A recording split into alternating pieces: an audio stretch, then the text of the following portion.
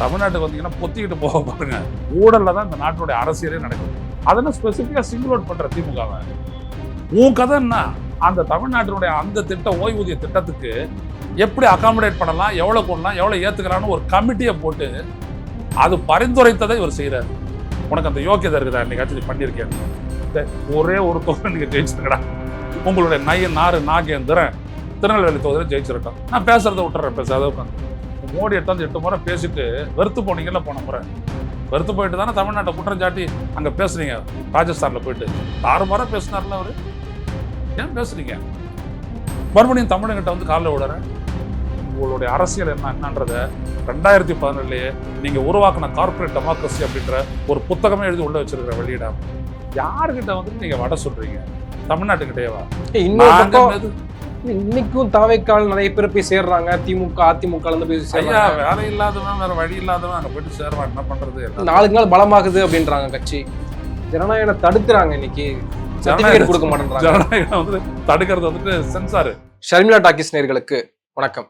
நேர்காணலில் நாம் சிந்திக்கிருப்பவர் மூத்த பத்திரிகையாளர், அரசியல் திறனாய்வாளர் திரு ஐயநாதன் அவர்கள். வணக்கம். இன்று உள்துறை அமைச்சர் அமித்ஷா அவர்கள் திருச்சி ஸ்ரீரங்கத்தில் நடக்கக்கூடிய மோடி பொங்கல் விழாவில் பங்கெடுத்திருக்கிறார். நேற்று புதுக்கோட்டையில் பேசுகிற போது பல அடுக்கடுக்கான குற்றச்சாட்டுகளையும் முன்வைத்து பேசியிருக்காரு. குறிப்பாக நாங்கள் பீகாரை ஜெயிச்சிட்டோம், மகாராஷ்டிராவை ஜெயிச்சிட்டோம், டெல்லியில் 26 வருடங்களுக்கு பிறகு ஜெயித்திருக்கோம், அடுத்து தமிழ்நாடும் வெஸ்ட் பெங்காலும் தான், நிச்சயமாக வெற்றி பெறுவோம்னு சொல்லியிருக்காரு. குறிப்பாக உங்களுடைய கனவு, முதலமைச்சர் முக்கிய மந்திரி ஸ்டாலின்ஜியினுடைய கனவு பலிக்காது, அவங்களுடைய கனவு உதயநிதி ஸ்டாலினை முதலமைச்சர் ஆக்கணும் தான், அந்த கனவு பலிக்காதுன்னு சொல்லியிருக்காரு. எப்படி பார்க்குறீங்க? ஒரு குற்றச்சாட்டு அரசியலை வந்துட்டு முன்வைக்கிறாரு. தமிழ்நாடு முதலமைச்சர் ஸ்டாலின் சாதனையை முன் வச்சு பேசுறாரு. ஸோ மக்களுக்கு 2 விடயமும் தெளிவாக போச்சு. எதையுமே தமிழ்நாட்டுக்கு செய்யாத ஒரு கட்சியினுடைய உள்துறை அமைச்சரான அமித்ஷா இங்கே வந்து பேசுறாரு. தமிழ்நாட்டு மக்களினுடைய கோரிக்கையை ஏற்று பல்வேறு திட்டங்களை நிறைவேற்றிய ஸ்டாலின் மக்களிடையே போய் பேசுறாரு. ஸோ இந்த பரப்புரையை பொறுத்த வரைக்கும் நேர ஆப்போசிட்டா போயிடுச்சு. குற்றச்சாட்டு அரசியல் அவர் என்ன போறாரு?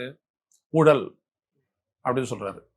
நாடு முழுவதும் ஊழல் தொடர்பான குற்றச்சாட்டு பாஜகவுக்கு எதிராக அதிகம், அதுவும் மோடிக்கு எதிரான, மோடியினுடைய அரசுக்கு எதிரானதான் அதிகம், மிக மிக அதிகம். இதை எல்லாரும் சொல்லிட்டு இப்போ சமீபத்தில் கூட பார்த்தீங்கன்னா காம்ப்ட்ரோலர் அண்ட் ஆடிட்டர் ஜெனரல் அவர் கூட சொல்லியிருந்தார், இந்த மாதிரி ஒரு திட்டம் ஒன்று வந்திருக்குது, அந்த திட்டத்தில் வந்துட்டு இவ்வளோ பெரிய ஊழல் நடந்திருக்குது அப்படின்னு வந்துட்டு சொல்றாரு. அதெல்லாம் பார்த்தீங்கன்னா மோடி அமித்ஷாவும் அதை பற்றி கேட்காத மாதிரி இப்போ எங்கே நடந்துச்சு அந்த மாதிரி இந்தியாலையா அப்படின்ற மாதிரி அவங்க போவாங்க. இது அவங்களுடைய ஸ்ட்ராட்டஜி. அப்புறம் இங்கே இருக்கிறவங்கள அடுத்தபடியாக அவர் என்ன சொல்றாரு அப்படின்னம்னா, இந்த குடும்ப அரசியல், வாரிசு அரசியலை பற்றி பேசுறாரு. வாரிசு அரசியலை வந்துட்டு தமிழ்நாடு ரிஜெக்ட் பண்ணி இன்னைக்கு சற்றப்ப 50-60 ஆண்டு காலம் ஆகிப்போச்சு. என்னைக்கு ஸ்டாலினை வந்துட்டு 1000 விளக்கு தொகுதியில் அவங்க தேர்ந்தெடுத்தாங்களோ அன்னைக்கு அது முடிஞ்சு போச்சு. என்னைக்கு ஜெயலலிதாவை அவங்க தேர்ந்தெடுத்தாங்களோ அன்னைக்கு ஜெயலலிதா மட்டும் என்னது அடிமட்டத்திலே வந்துட்டு அப்படியே மேலே வந்து கழகத்தினுடைய அண்ணா திராவிட முன்னேற்ற கொள்கை பரப்புச்சார் ஆனவங்கள இல்லை இல்லை, அவங்களுக்கு யாரை தெரியும்? எம்ஜிஆர் தெரியும். எம்ஜிஆர் என்ன பண்ணாரு? சேர்த்துக்கிட்டார் என்ன பண்ணாரு? கொள்கை பரப்பு செயலர் கொடுத்தாங்க. இது என்னது? இதெல்லாம் ஜனங்க கண்டுக்கிறது இல்லை. ஒருத்தர் வந்துட்டார் உள்ள, அவர் என்ன செய்யறாரு அப்படின்னு பார்த்தாங்க. அப்புறம் பார்த்தீங்கன்னா 1996 வந்துட்டு எம்எல்ஏவாகவும் இருந்தார், மேயராகவும் இருந்தார் ஸ்டாலின். அவர் மெட்ராஸில் என்னென்ன செஞ்சார், சென்னை மாவட்டத்தில் என்னென்ன செஞ்சார் அப்படின்றதெல்லாம் பார்த்தோம். அதுக்கப்புறம் அவரை பற்றி யாருமே அந்த குற்றச்சாட்டை சொல்லலை. இதோ இன்னைக்கு இவர் வந்திருக்கிறாரு. இவர் வந்துட்டு என்ன பண்ணிருக்காரு? சேப்பாக்கம் திருவள்ளிக்கேணி தொகுதியில் ஜெயிச்சிருக்கிறாரு உதயநிதி ஸ்டாலின். நிறைய ஓட்லேயே ஜெயிச்சிருக்கிறாரு. இதோ வந்து துணை முதலமைச்சராக வந்துருக்காரு. இவ்வளோ ஸ்போர்ட்ஸ் இந்த மாதிரி ஆக்டிவிட்டிஸ் எல்லாம் இது பண்ணியிருக்காரு. இன்னைக்கு எந்த இளைஞரை கேட்டாலும் உதயநிதி ஸ்டாலின் வேஸ்ட்னு சொல்ல முடியாது. சொல்லுவாங்களா? முடியாது. ஸோ அவங்களுடைய செயல் அவங்களுக்கு வந்துட்டு மக்களிடையே வந்துட்டு ஒரு பிரபலத்தை ஏற்படுத்துது. அதை அவங்க தக்க வைக்கிறது அவ்வளோ சாதாரணமான விஷயம் கிடையாது. அதுக்காக அவங்க ரொம்ப உழைச்சாகணும். யாராக இருந்தாலும் அப்படிதான் உழைச்சாகணும். அமித்ஷா ஸ்டாலினுடைய முயற்சி பலிக்காது அப்படின்ட்டு இவர் எப்படி சொல்ல முடியும்? நீங்க தமிழ்நாட்டு மக்கள் மத்தியில உங்களுக்கு ஒரு இடம் இருந்ததுன்னா பரவாயில்ல. தமிழ்நாட்டு மக்கள் மத்தியில உங்களுக்கு இடம் இருக்குதா மிஸ்டர் அமித்ஷா அவர்களே? பாஜகவுக்கு ஒரு இடம் இருக்குதா? ஆனா நாங்க தமிழுக்கு நிறைய செய்திருக்கிறோம், தமிழ்நாட்டுக்கு நிறைய செய்திருக்கிறோம். சொல்லுங்க. நீங்க வந்துட்டு இங்க மறைமலை நகரில் நடந்த பொதுக்கூட்டத்துல இருந்து நீங்க சொல்லிக்கிட்டே வரீங்க. முதல்ல 2 ஊழல் ஆட்சி சொன்னீங்க. அதிமுகவும் ஊழல் என்னீங்க, திமுகவும் ஊழல் என்னீங்க, ஜெயலலிதாவும் ஊழல் நீங்க, கலைஞரும் ஊழல் நீங்க. இப்போ இது இயற்கையான கூட்டணி, அதிமுகவும் பாஜகவும்ன்றது இயற்கையான கூட்டணி. இல்ல இயற்கையான கூட்டணின்னா ரெண்டுமே வந்துட்டு அண்ணாவுடைய கொள்கையை ஏத்துக்கிட்ட கூட்டணியா? இப்போ மறுமலர்ச்சி திமுக இவங்கெல்லாம் வந்துட்டு இயற்கையான கூட்டணின்னு சொல்றாங்கன்னா ரைட், அவங்களுக்குன்னா ஒரே கொள்கை அடித்தளம் இருக்குது, தலைமை மட்டும் மாற்றம், அவ்வளவுதான். உங்களுக்கு அண்ணா திமுக என்ன தலை இது இருக்குது? உங்களுக்கு நீங்க என்ன எம்ஜிஆரை பாராட்டணுங்களா? இல்ல எந்த அடிப்படையில் நீங்க வந்துட்டு இயற்கையான கூட்டணின்னு சொல்றீங்க? சொல்லுங்க பார்ப்போம். அதெல்லாம் இயற்கையான கூட்டணி, அதெல்லாம் வந்துட்டு சும்மா பேச்சு. இயற்கையான கூட்டணி அப்படின்னோம்னா என்ன அர்த்தம்னோம்னா, அன்னைக்கு கஜா புயல் வந்துட்டு காவிரி படுகையை வந்துட்டு தாக்கும் போது எல்லா மரங்களும் போச்சு, தென்னை மரங்கள் எல்லாம் போச்சு. 14,985 கோடி கேட்டாரு எடப்பாடி பழனிசாமி, முதலமைச்சர், இவங்களுடைய ஆதரவாளர். 10 பைசா கூட தரல. எடப்பாடி பழனிசாமி பட்ஜெட்ல இருந்துட்டு ஒதுக்கி 616 கோடி ரூபாய் அந்த மக்களுக்கு அந்த வெட்டி எடுக்கிறதுக்கான காசு அப்படின்னு கொடுத்தாரு. அந்த மரத்துக்கு என்ன ஆச்சு? காம்பன்சேஷன் ஏதாவது கொடுத்தாங்க? இல்ல. நீ என்ன இயற்கை கூட்டணி? இதே காவிரி படுகையை வந்துட்டு பாதுகாக்கப்பட்ட வேளாண் மண்டலம்னு சொல்லிட்டு தந்து ஏன விட்டீங்க. அதை எடுத்து 600 கிலோமீட்டர் மனித சங்கிலி போராட்டம் நடத்தின ஆட்களை நானும் ஒருத்தன். புரியுதுங்களா? பேரழிவுக்கு எதிரான பேரமைப்பு அப்படின்னு சொல்லிட்டு நாங்கள் பண்ணோம். அது வந்துட்டு ஐயா நம்மாழ்வாருடைய ஆசீர்வாதத்தோட காக்கா ஈரா லெனின் சண்முக சுந்தரம் நாங்கள் அதெல்லாம் முன்னெடுத்தோம். நிறைய பேர் முன்னெடுத்தாங்க. அதுக்கு சப்போர்ட்டாக வந்தவர் ஸ்டாலின், திமுக. நாங்கள் 600 கிலோமீட்டர் மனித சங்கிலி போராட்டம் நடத்தினோம். அப்புறம் தானே நாங்கள் காவிரியை பாதுகாக்கப்பட்ட வேளாண் மண்டலமாக ஆக்கணும். யாருக்கு எதிராக்கணும்? உங்களுக்கு எதிராகணும். காவிரி படுகையில் உங்களுடைய மோடி செஞ்சது என்னது? காவிரி நதிநீர் மேலாண்மை வாரியம்ன்றத வாரியத்தை தூக்கிட்டு ஆணையம்னு சொன்னார். இதே எடப்பாடி அன்னைக்கு எதிர்த்தாரா இல்லையா? பல்லில்லாத ஆணையம் சொல்லி எதிர்த்தாரா இல்லையா? அப்புறம் எங்க நீங்க நேச்சுரல் அலையன்ஸ் அப்படிலாம் நீங்க சொல்றீங்க? எல்லாம் இவங்க என்ன நினைக்கிறாருன்னா, அமித்ஷா இந்த ஊடக பார்வையில் வந்துட்டு நம்ம பெருசா பேசிட்டோம் அப்படின்னோம்னா அது அப்படியே மக்கள் அப்படியே ஏத்துருவாங்கன்னு நினைப்பாங்க. அவருக்கு முதல்ல நம்ம சொல்றோம், மக்கள் உங்களை பத்தியே தெரியும். ஒரிசால நின்றுக்கிட்டு எப்படி ஒரு தமிழ ஒரிசானுடைய முதலமைச்சர் ஆகலாம் அப்படின்னு நீங்க கேட்டீங்க. இங்க இருந்துட்டு நாங்க கேட்டோம், நீ ஒரு குஜராத்தி, நீ யாரா அதை கேட்கறதுக்கு நம்ம இங்க இருந்து கேட்டோம். ஒரு குஜராத்தி உள்துறை அமைச்சர் ஆகலாம், ஒரு தமிழ் அங்க வந்துட்டு முதலமைச்சர் ஆகக்கூடாதா? அப்படி ஏதாவது கான்ஸ்டிடியூஷன்ல இருக்குதா? சரி, உன் பிள்ளை எப்படி வந்துட்டு பிசிசிஐனுடைய தலைவராய் இன்னைக்கு ஐசிசிஐனுடைய தலைவராயிட்டான்? என்ன இந்தியாவுக்காக 115 டெஸ்ட் ஆடி 9,000 ரன்களை குவிச்சு பல கேப்டனா பல முறை இருந்து கப் எடுத்து வந்து கொடுத்தவரா உன் புள்ள? உன் புள்ளன்றதுக்காக தானே அந்த இடத்துல கொடுத்துருக்குற. வெக்கம் வேணாம் உனக்கு?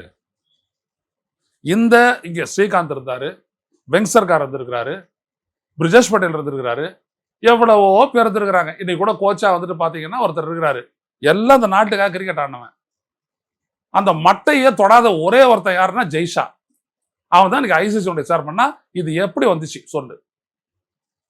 வெக்கம் வேணாம் உனக்கு பேசுறதுக்கு முன்னாடி? பல குற்றச்சாட்டுகள், குறிப்பாக ஊழல் குற்றச்சாட்டுகள்லயே பாயிண்ட் பண்ணி சொல்றாரு. Money laundering case, Senthil Balaji விவகாரமா இருக்கட்டும், sand mining case, coal mining case அப்படின்னு ஒரு பட்டியல் போடுறாருல அவரு. அப்படியே நான் கவுண்டர் பண்றேன். இதெல்லாம் திமுக சொல்லலாம், அதை விட பெட்டரா எனக்கு தெரியுன்றதுனால நான் பேசுறேன். செந்தில் பாலாஜி மேல வந்துட்டு இடி கேஸ் தானே. ஏன் செந்தில் பாலாஜியை வெளில விட்டுச்சு இந்திய உச்ச நீதிமன்றம்? காகிதத்தை தவிர வேற எந்த எவிடன்ஸுமே அவருக்கு எதிராக இல்ல.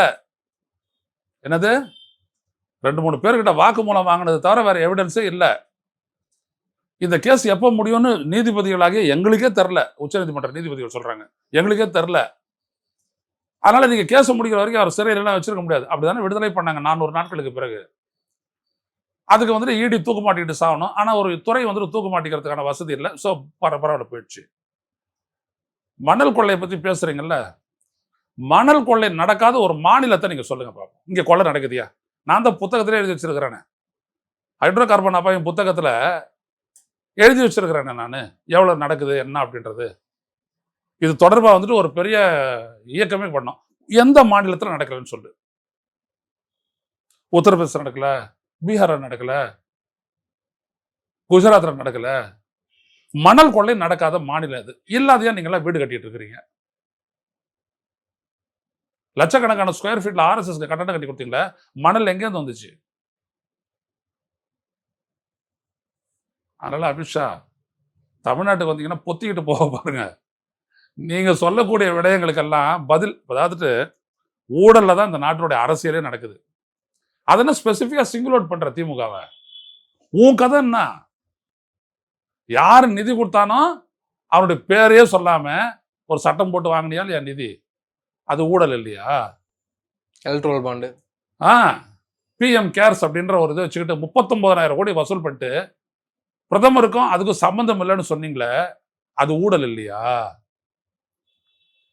600 கோடி ஏர்கிராப்ட, ரஃபால் ஏர்கிராப்ட 1650 கோடிக்கு வாங்கினீங்களே, அது ஊழல் இல்லையா? சொல்லு. ஏன்னா அந்த விமானத்தை பிரான்ஸும் வாங்குது, அவன் 590 கோடிக்கு வாங்குறான். அந்த விமானத்தை துபாயில வாங்குறானுங்க, ஐக்கிய அரபு எமிரேட்ஸ் வாங்குறான், அவன் எவ்வளவுக்கு வாங்குறான்னா 590 கோடி வாங்குறான். நீ 1650 கோடி வாங்கி என்ன பண்ணனா அது தேச ரகசியம். உன்னை பொறுத்த வரைக்கும் நீ பண்ற ஊழல் எல்லாம் தேச ரகசியம். வெக்கப்பட வேணாம் நீ. இதெல்லாம் பத்திரிகையில வந்துட்டு நார்ன விட நான் பேசுறதெல்லாம். இந்த நாட்டில் நீங்க கார்பரேட்டுக்காக தள்ளுபடி பண்ண பணம் எவ்வளவு? ஏன் தள்ளுபடி பண்ணீங்க? அது சொல்ல முடியுமா உங்களால? பேச முடியுமா தமிழ்நாட்டில் மேடை போட்டு உங்களால? தமிழ்நாட்டில் பெரிய பெரிய திட்டங்களுக்கு நீங்க கொடுத்தீங்க, நிதியை ஒதுக்கிடுங்க. இன்ஃப்ராஸ்ட்ரக்சர் அப்படின்னீங்க. இன்ஃப்ராஸ்ட்ரக்சர் எது? இன்ஃப்ராஸ்ட்ரக்சர் விமான நிலையத்தை மேம்படுத்துறது இன்ஃப்ராஸ்ட்ரக்சரு, சீ போர்ட்டை மேம்படுத்துறது இன்ஃப்ராஸ்ட்ரக்சரு, அப்புறம் சாலைகளை போடுறது இன்ஃப்ராஸ்ட்ரக்சரு. அதை விட முக்கியமானது ரயில்வேஸ் ஆச்சு. அதுக்கு நீ எவ்வளவு ஒதுக்குன தமிழ்நாட்டுக்கு? 8 திட்டங்களுக்கு சராசரியா 1000 ரூபாய் ஒதுக்குனாரு. 1000 ரூபாய்.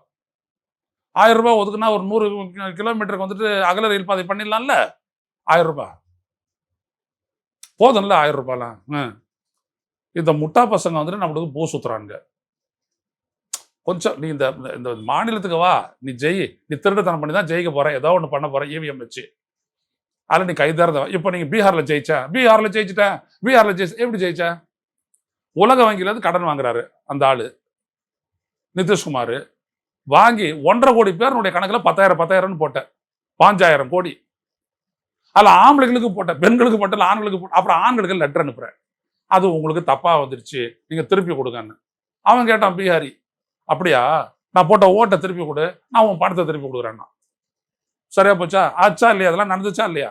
இங்கேயும் தமிழ்நாட்டுல தேர்தல் சமயம் பயன்படுத்தி இன்னைக்கு பழைய ஓய்வூதிய திட்டத்தை வந்து டப்பஸ்ன்னு அறிமுகப்படுத்தி இன்னைக்கு கொண்டு வராங்க.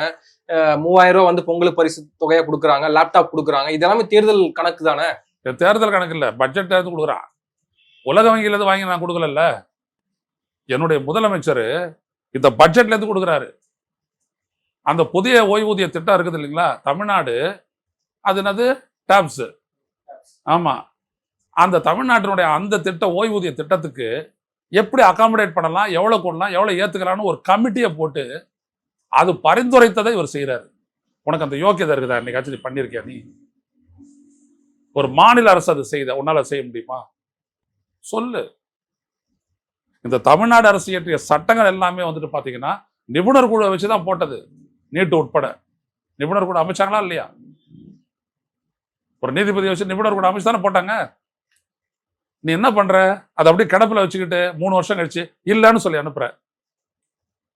அதுக்கு எதிராக ஒரு கருத்து சொல்ல முடிஞ்சுதா அவனுக்கிட்ட? ஏன் சொல்ல முடியல? ஏன்? அயோக்கியத்தனம். தமிழனை வஞ்சிக்கணும், தமிழ்நாட்டை வஞ்சிக்கணும் அப்படின்ற அயோக்கியத்தனம். நீ வந்துட்டு இங்க பேசுற, நீ தான் நிறைய தமிழ்நாட்டுக்கு பண்ணிருக்கல, தனிச்சு நெல்ல பார்க்கலாம். ஒரே ஒரு தொகுதி நீங்க ஜெயிச்சிருங்கடா, உங்களுடைய நய நாறு நாகேந்திரன் திருநெல்வேலி தொகுதியில ஜெயிச்சிருட்டோம், நான் பேசுறதை விட்டுறேன், பேசாத உட்காந்துரும். கடந்த நாடாளுமன்ற தொகுதியில நாங்களும் அதிமுகவும் இணைந்திருந்தோம்னா 26 தொகுதியில வெற்றி. உன்னை யாருக்கு தடுத்து பிடிச்சது அப்படி வச்சது? உங்களை யாரு பிரிச்சு வச்சது? யாரு பிரிச்சு வச்சா?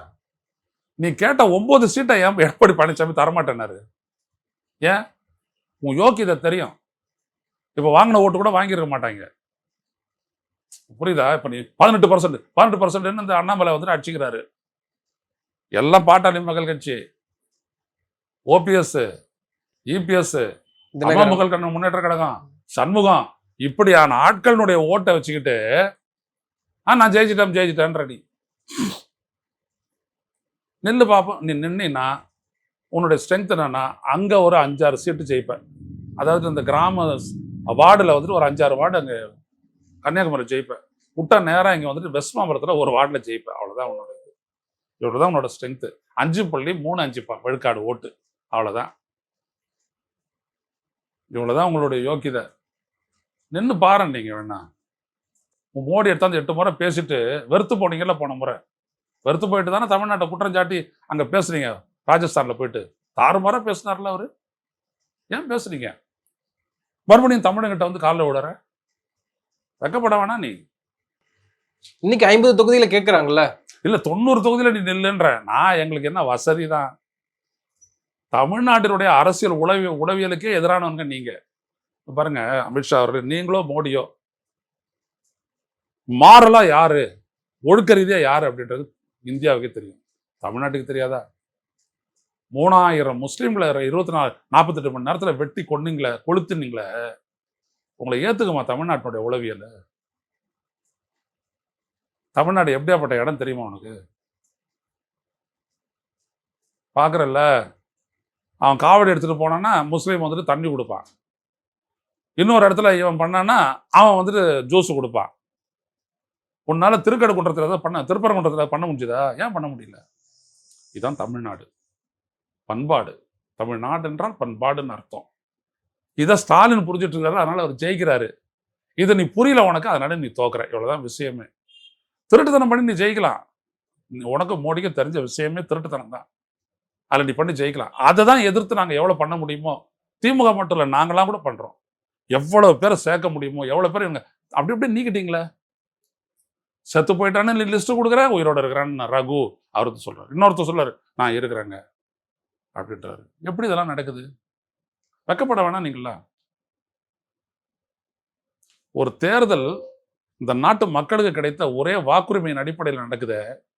அந்த வாக்குரிமையை வந்துட்டு சரியா வந்துட்டு உறுதிப்படுத்துறதுக்கு கூட உனக்கு யோக்கியதை இல்லைன்னா நீ எதுக்கு இந்திய ஒன்றிய அரசுல இருக்கிற? எதுக்கு உனக்கு ஒரு தேர்தல் ஆணையம்? இதுக்கு பதில் சொல்லு.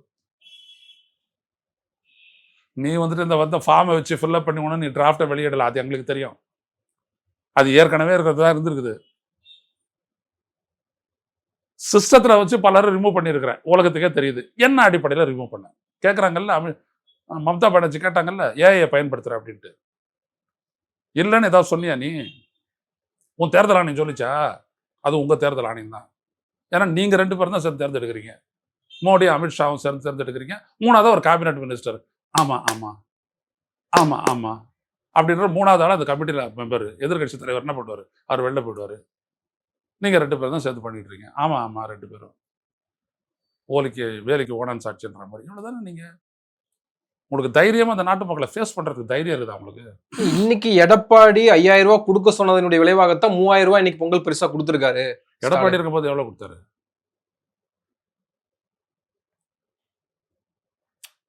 எடப்பாடி இருக்கும்போது எவ்வளவு கொடுத்தாரு? அவரு கேட்டாரு 5000 ரூபா ஒருத்தருக்கு கொடுங்க கொரோனாக்கு அப்படின்னு சொன்னாரு ஸ்டாலின். நீங்க 1000 ரூபா தான் கொடுத்தீங்க. ஆட்சிக்கு வந்தவொடனே என்ன பண்ணாரு ஸ்டாலின்? 4000 ரூபா கொடுத்தாரு. கொடுத்தாருல. உனக்கு அவருக்கு எதிராக பேசுறது உங்களுக்கு ஏதாவது யோக்கியதை இருக்குதா எடப்பாடி பழனிசாமி அவருடைய? உங்களால் அந்த ஆக்சிஜன் ஸ்கார்சிட்டி வந்த போது எதை பண்ண முடிஞ்சுதா? ஸ்டாலினும் மா சுப்பிரமணியனும் எப்படி கொண்டாந்து அந்த விஷயத்தை நிறைவேற்றினாங்கன்றது பாருங்க. ஏன்னா அப்பயே ஒரு 5-6 பேர் வந்துட்டு செங்கல்பட்டு ஹாஸ்பிட்டல் செத்து போயிட்டான். எப்படி வேலை செஞ்சாங்கன்றது பாருங்க. அதிகமான டாக்டர்கள் செத்த இடம் தமிழ்நாடு தெரியுமா? ஏன் தெரியுமா? அந்த அளவுக்கு கேர் கொடுத்தாங்க. அவ்வளவு பேர் புடைக்க வச்சாங்க. டபுள் ப்ராங்டு. ஒரு பக்கம் இவங்க, இன்னொரு பக்கம் சித்த வைத்தியம் கொடுத்தாங்களே. உங்களால பண்ண முடிஞ்சதா? அன்னைக்கு பெஸ்ட் ட்ரீட்மெண்ட் எல்லா பிரைவேட் ஹாஸ்பிட்டலும் மூடிட்டான். அன்னைக்கு கவர்மெண்ட் ஹாஸ்பிட்டல்ஸ் தான். அதை ஒண்டர்ஃபுல்லா சமாளிச்ச ஒரே state the state of Tamil Nadu. Only government, the government of M K. Stalin. என்ன பண்ணுவ நீ? இல்லைன்னு சொல்லிட்டு வாயேன், சொல்லிட்டு வந்து பேச. நீ வந்துட்டு 39,000 கோடி ஆட்டையை போடுற. இருந்த ஃபண்டெல்லாம் வச்சுக்கிட்டு இவர் காப்பாத்துறாரு. யாருக்கு ஓட்டு போடுவாங்க தமிழ்நாட்டில்? சொல்லு, நீ சொல்லு, யாருக்கு ஓட்டு போடுவாங்க? 39,000 கோடி ஆட்டையை போட்டவனுக்கு போட்டு ஓட்டு போடுவாங்களா? நயினார் நாகேந்திரன் போடுறாரு, அவங்கெல்லாம் வந்துட்டு ஒரு ஊர்வலம், ஒரு பேரணி போய், பரப்புரை போய் வசூல் போடுறவங்க. அதெல்லாம் நீங்க கெட்டிக்காரங்க, ரைட்டா? இந்திய ஒன்றிய அரசுல இருக்கிற வரைக்கும் ஆடுற மட்டும் ஆடுங்க. உங்களுக்கும் ஒரு நாள் குறிக்கப்படும்ல, உங்களுக்கு ஒரு நாள் குறிக்கப்படும்ல.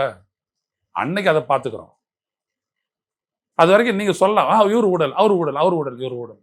உங்களை விட ஐயா இந்த நாட்டினுடைய ட்ரெஷரியை கொள்ளையடிச்ச உங்களை விடவா?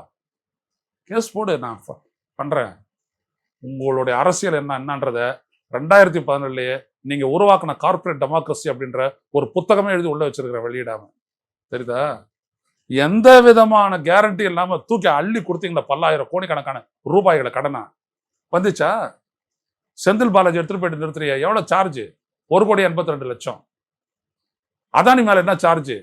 40,185 கோடி அவன் வாங்கின கடன் எல்லாம் வந்துட்டு ஃப்ராடு, மோசடி பண்ணிவிட்டாருமா அப்படின்னு சொல்லிட்டு இடியினுடைய கேஸ். ரெக்கவரி எவ்வளோ? 9,000 கோடி. அவ்வளவுதான்.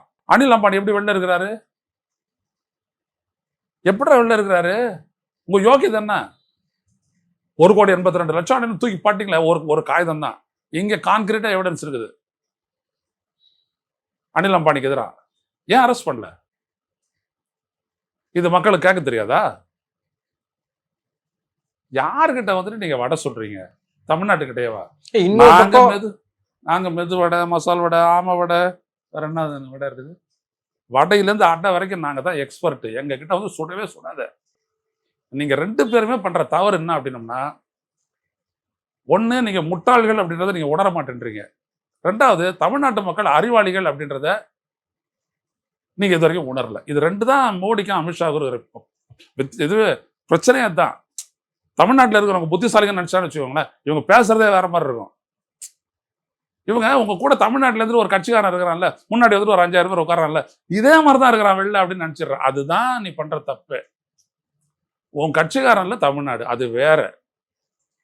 தமிழ்நாட்டில் இருக்கக்கூடிய இப்போ 1,50,000 பேரையும் 2,00,000 பேரையும் ஸ்டாலின் கூட்டினார்ல மகளிர் மண்டல மாநாடு. அந்த மகளிர்கிட்ட யாராவது உன் பிஜேபி காரனோட பேசிட முடியுமா நினைக்கிற? பேச முடியும்னு நினைக்கிற? கிழிச்சு கிழிச்சு தொங்க விட்டுருவாளுங்க. இப்ப மறுபடியும் காவிரி படுகையில கூட்ட போறாங்க. வேணா அவங்கள ஒரு 10-20 பேரோட வந்துட்டு நயினார் நாகேந்திரனை விட்டு பேச வை. அப்புறம் என்ன ஆகுதுன்னு பாரு. இன்னொரு பக்கம் ஐடியாலஜிக்கலாவும் விமர்சனம். நேத்து அமித்ஷா சொல்றாரு இந்து தர்மத்துக்கு எதிரான அரசுன்னு. புதுச்சேரியில நேற்று குஷ்பு அவர்கள் பேசுகிற போது இந்த கேள்வி உங்ககிட்ட கேட்டா கரெக்டா? நீங்களும் ஒரு இந்து, நீங்களும் திருநீர் வச்சிருக்கீங்க.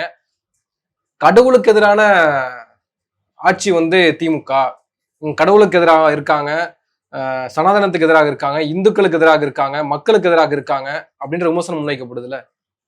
நான் குஷ்பு போன்றவர்கள்லாம் பதில் சொல்ல விரும்பல. தரந்தாழ்ந்து அவங்க பேசுனாங்க. என்னங்கடா அவங்களுடைய செக்குலரிசம் பேசுறாங்க. நான் விட்டுடுறேன். அதுக்கு வந்துட்டு அங்க ஒருத்தர் ஆள் இருக்காருல்ல, திமுக ஒருத்தர் இருக்காருல்ல, சிவாஜி கிருஷ்ணன். ஆமா, அவருக்கு அவங்க ஜோடி. அங்க போயிட்டோம். நான் கேட்குறேன், நீ கடைபிடிக்கிறது இந்து தர்மமா? நீயும் மோடியும் கடைபிடிக்கிறது இந்து தர்மமா? சொல்லு, இது இந்து தர்மம்னு சொல்லு பார்க்கலாம்.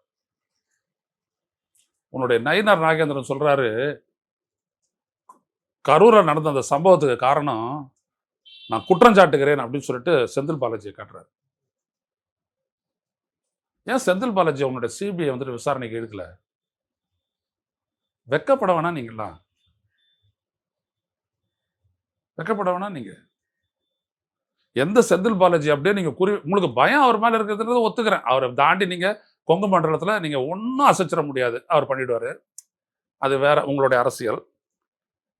செந்தில் பாலாஜி அங்க அவ்வளவு பேர் செத்த உடனே அந்த இடத்துல செத்தாங்க, அந்த இடத்துல வந்து உட்காந்துட்டாருங்க. அவரை மதிப்பாங்களா? இல்ல அவர் குற்றஞ்சாட்டக்கூடிய நயினார் நாகேந்திரன், இல்ல அவரை ரவுடின்னு சொன்ன ஓடி போன ஆதவ அர்ஜுனா, இவங்களை மதிப்பாங்களா அந்த மக்கள்? வேணா உங்களுக்கு அவர் தான் எல்லாத்துக்கும் காரணம் அப்படின்னோம்னா நீங்க வந்துட்டு நெல்லுங்க. கரூர்ல செந்தில் பாலாஜி எதிர்த்து நயினார் நாகேந்திரன் போட்டியிடுவார், நின்று பாரு. டெபாசிட் வாங்க மாட்டேன், புரியுதா? இந்த மண் எப்படி தெரியுமா பார்க்கும்? நல்லவன் கெட்டவன் சான்றிதழ் அதெல்லாம் பார்க்காது. என் கூட நின்னா அவனுக்கு என் ஓட்டு, அவள் தான் முடிஞ்சு போச்சு. நீ ஓடி போனவன் லிஸ்ட்டு உன்னை கண்டுக்கவே மாட்டாங்க. அது விஜய்ல இருந்துட்டு நயனா நாகேந்திரன் வரைக்கும் கண்டுக்கவே மாட்டாங்க ஜனங்க. ஏன்னா அவங்களுக்கு நல்லா தெரியும் இந்த மக்களுக்கான தர்மம் என்ன அப்படின்னோம்னா, ஒரு சோதனையிலையும் ஒரு துக்கத்திலையும் நம்ம கூட நிக்கிறவன் நம்ம ஆளு. அவள்தான் மேட்டர் முடிஞ்சு போச்சு. அதில் நீங்க வரவே முடியாது. இல்ல, இன்னைக்கும் தாவேக்கால் நிறைய பேர் போய் சேர்றாங்க. திமுக அதிமுக இருந்து போய் ஐயா, சேர்றாங்க. வேலை இல்லாதவன் வேற வழி இல்லாதவன் அங்க போயிட்டு சேருவான். என்ன பண்றது? எல்லாம் நாளுக்கு நாள் பலமாகுது அப்படின்றாங்க கட்சி. ஒருத்தரும் ஒரு ஓட்டு அப்படின்னு வரும்போது பலம் தான் சேர்க்கறாங்க. அதில் ஒன்றும் இல்லைன்னு சொல்ல வரேன். நான் என்ன சொல்ல வரேன், அது அவங்களோட இஷ்டம். இப்போ நான் மட்டும் என்ன பலப்படுத்துறதுக்கு தான் வந்துட்டு விஜய் கிட்ட போய் நின்னேன். அவர் என்ன பண்ணாரு, அந்த பலத்தை எடுத்துட்டு போயிட்டு அதிமுக அடகு வச்சுட்டு சீஃப் மினிஸ்டர் ஆகணும்னாரு அவரு. அப்புறம் என்ன பண்ணாரு, ஆர்எஸ்எஸ் காரனெல்லாம் தூக்கி கட்சியில் சேர்த்துக்கிட்டாரு.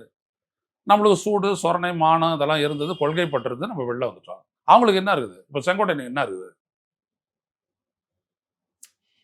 கிடையாது, அப்படிலாம் கிடையாது. நாட்டுல ஜனநாயகம் குறைந்து போச்சு, அதனால ஜனநாயகம் படம் ரிலீஸ் ஆக போகுது, அதை வெற்றியா மாத்தணும் அப்படின்னு செங்கோட்டையன் சொன்னார்ல. ஒரே ஒரு விஷயங்க நான் சொல்ல வரேன், இந்திய மக்கள் எவருக்குமே நீங்க ஜனநாயகத்தை கத்து தராதீங்க. அவங்களுக்கு அது நல்லாவே தெரியும்.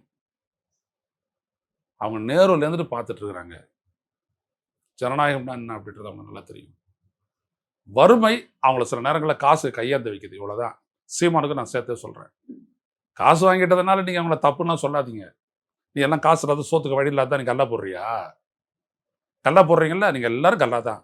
அண்ணாமலை என்கின்ற கல்லா, நயினார் நாகேந்திரன் கல்லா, வானதி என்கின்ற கல்லா, சீமான் என்கின்ற கல்லா, நீங்க எல்லாம் கல்லா தான். நீங்க எல்லாம் சோத்துக்கு வழி இல்லாதான் போட்டீங்களா? 20 கோடி போச்சு ட்ரெயின்ல, யாருடைய பணம்? யாருடைய பணையா? ஒண்ணுதில்ல. யாருடைய பணம் சொல்லட்டும் என்ன நினைக்கிறேன். அப்புறம் நீ அடுத்தவன ஊழல் குற்றச்சாட்டுக்கு போகலாம்.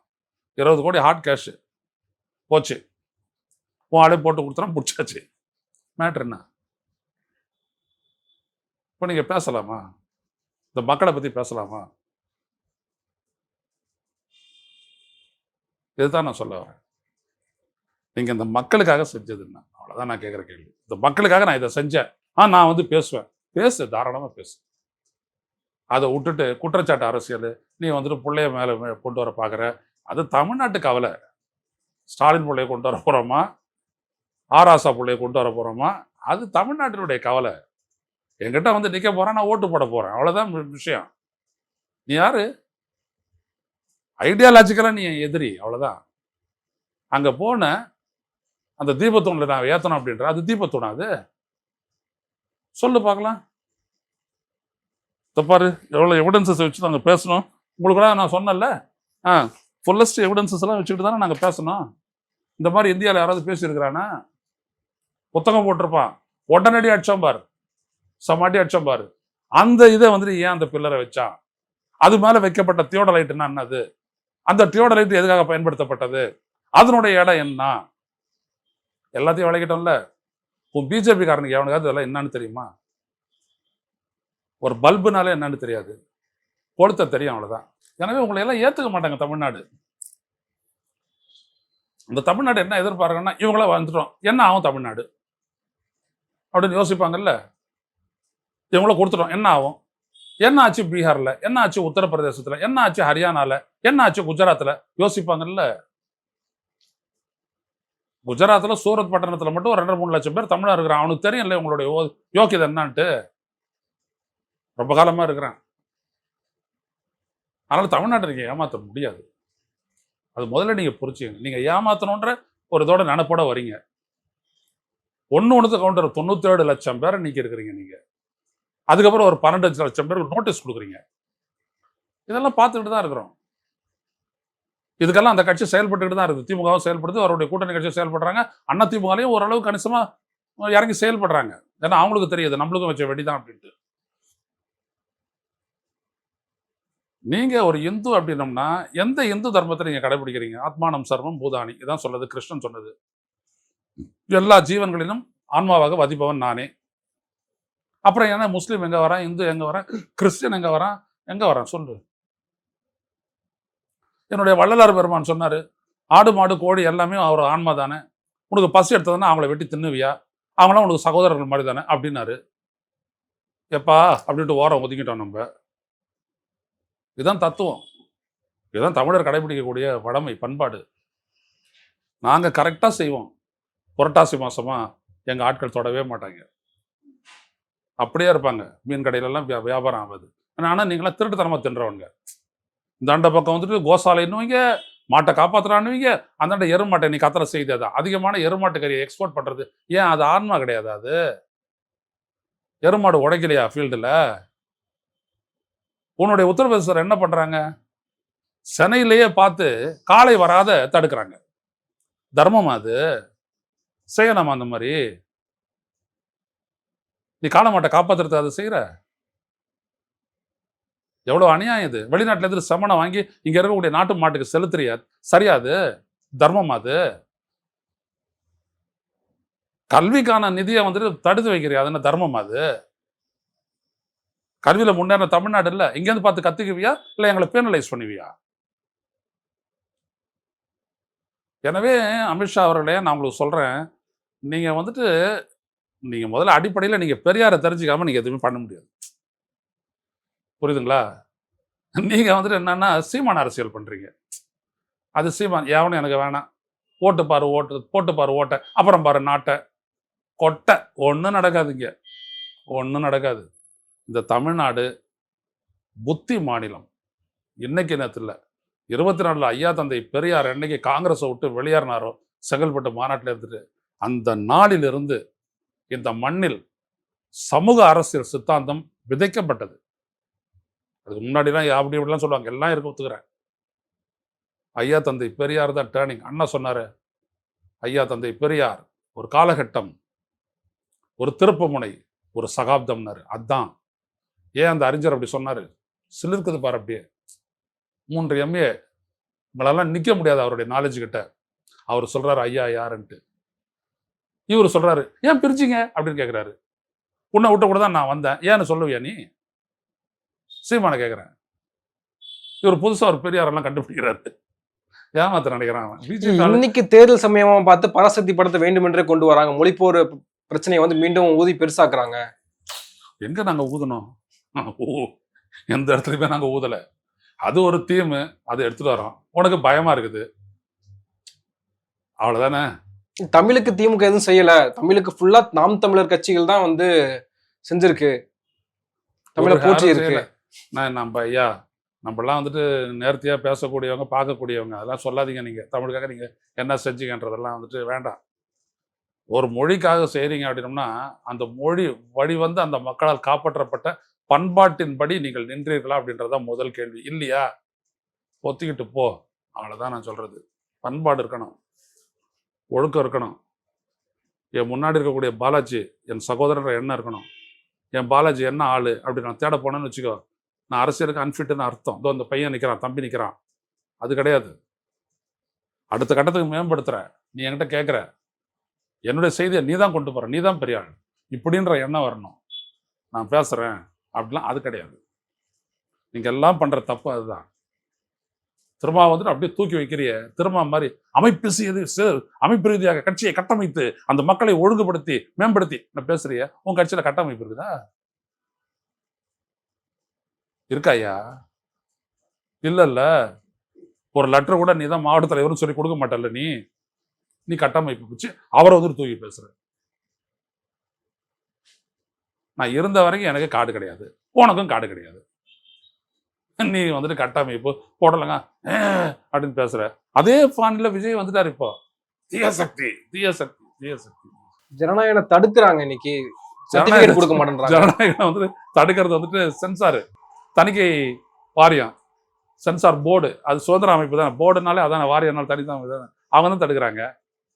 நம்ம தொலைக்காட்சிகளுக்கும் விஜய்க்கும் பேசுறது என்னன்னு தெரியல. இப்போ அவங்க உங்களை வச்சு செய்வாங்கய்யா, நல்லா செய்வாங்க. விஜய் போய் மாட்டிக்கிட்டீங்க, நீங்க செய்வாங்க. நீங்க என்ன நினைச்சிட்டீங்க, நீங்க வந்து ஸ்ட்ராட்டஜிக்கா ஒரு அரசியலை முன்னெடுக்கிறதா நினைச்சிட்டீங்க. You have taken a wrong path Vijay. இன்னைக்கும் நான் சொல்ல வரேன், உங்க மேல வந்துட்டு எனக்கு அன்பு இருக்கு. நான் சொல்றேன், you have taken chosen a wrong path in Tamil Nadu politics. தப்பது இது கிடையாது. உன்னையே முன்னிலைப்படுத்துறது, திமுக எதிரியா காட்டுறது. இன்னைக்கு வாழ்த்து சொல்லியிருக்காருல கனிமொழிக்கு அப்படின்னு தகவல் வெளியாயிருக்கு. இல்ல கனிமொழிக்கு நீ வாழ்த்து சொல்றதுல அதெல்லாம் வந்துட்டு டுபாக்கு ஒரு விஷயம். அதெல்லாம் வாழ்த்து, நீ வாழ்த்து சொல்ல வாழ மாட்டாங்களா? நீ என்ன கடவுளா? அதெல்லாம் தேவையில்லை. நான் சொல்லக்கூடியது என்னன்னா, ஒரு அரசியல் அப்படின்றது ஐடியாலஜி தான். எங்க இருக்கிற ஐடியாலஜியில் தமிழ்நாட்டில் பிஜேபியும் இல்லைங்கிற, இதை வந்து அமித்ஷா பேசுறாரு, அவர் முன்னாடி இவ்வளோ பேர் உட்காந்துட்டு இருக்கிறானு, காலத்திலே இல்லைன்றிய போயிட்டு சொல்லலாம். இப்போ அமித்ஷா யாருக்காக வந்துட்டு போறான்னு தெரியுதா? இன்னும் கொஞ்சம் நல்லா தெரியும். வருவார், அங்கே பார்க்குற வேலை பண்ணி உன்னை பார்க்க வருவார் ரகசியமாக. அப்புறம் ஒன்று கூப்பிட்டு போவாங்க டெல்லிக்கு. தப்பு பண்ணிட்டு இருக்கீங்க நீங்க எல்லாம். இந்த மக்களுடைய அரசியல் என்னன்றது தான் நான் உங்ககிட்ட ஃபோக்கஸ் பண்ணேன். கார்பரேட் கிட்ட இருந்து இந்த அரசியலை மீட்க வேணும் அப்படிதான் நான் பேசுனேன். நீங்க அதெல்லாம் விட்டுவிட்டீங்க. விட்டுவிட்டு திமுகவுக்கு எதிராக ஒரு அரசியல் பண்ணி நான் சீஃப் மினிஸ்டர், அதெல்லாம் அவ்வளோ சீக்கிரம் நடக்கிற காரியமா? அது எவ்வளோ பெரிய விடயம் தெரியுங்களா அது? எனவே இந்த நாட்டில் நடக்கக்கூடிய ஒரு மோசமான ஒரு அரசியல்ல நீங்க எல்லாம் பிஜேபியோட நிற்கிறீங்க. ஸ்டாலின் தலைமையிலான திராவிட முன்னேற்ற கழகமும் அந்த கட்சிகளும் அப்படி எதிர்நிலையில தமிழ்நாட்டுக்காக நிற்குது. இதுதான் இங்கே போட்டி. இதில் வந்துட்டு தமிழ்நாட்டு மக்கள் தீர்மானமாக முடிவெடுத்து வாக்களிப்பார்கள், சந்தேகமே இல்லை. நன்றி, நிறைய விஷயங்களை தெளிவுபடுத்திருக்கீங்க. நன்றி.